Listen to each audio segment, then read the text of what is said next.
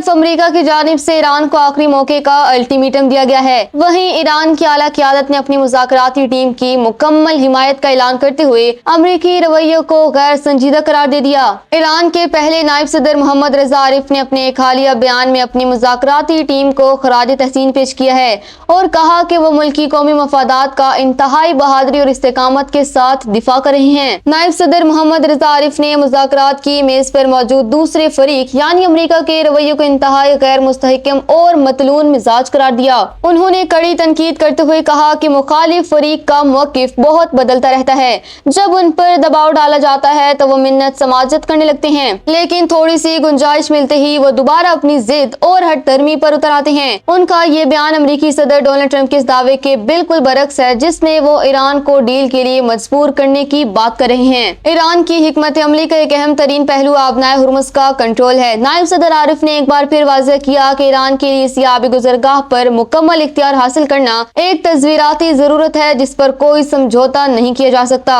انہوں نے کہا کہ اگر ایران آبنائے ہرمز کو اپنے مکمل کنٹرول میں رکھتا ہے تو اسے مغربی پابندیاں اٹھائے جانے کا انتظار کرنے کی کوئی ضرورت نہیں پڑے گی، کیونکہ اس صورت میں ان پابندیوں کے اثرات خود بخود ختم ہو جائیں گے۔ یہ بیان ایک ایسے نازک موڑ پر سامنے آیا ہے جب ایک طرف ٹرمپ نے ایران کی تنصیبات کو تباہ کرنے کی دھمکی دی ہے اور دوسری طرف ایران نے واضح کر دیا ہے کہ وہ نہ صرف اپنے دفاع کے لیے تیار ہے بلکہ وہ اس سمندری راستے کو اپنے لیے ایک ڈھال سمجھتا ہے۔ اب اسلام آباد میں ہونے والے مذاکرات کے دوسرے دور میں یہ دیکھنا ہوگا کہ کیا امریکہ اور ایران کے درمیان اس بڑھتی ہوئی تلخی کو کم کیا جا سکتا ہے یا پھر ایران کی یہ سخت حکمت عملی خطے کو کسی نئے بحران کی طرف لے جائے گی۔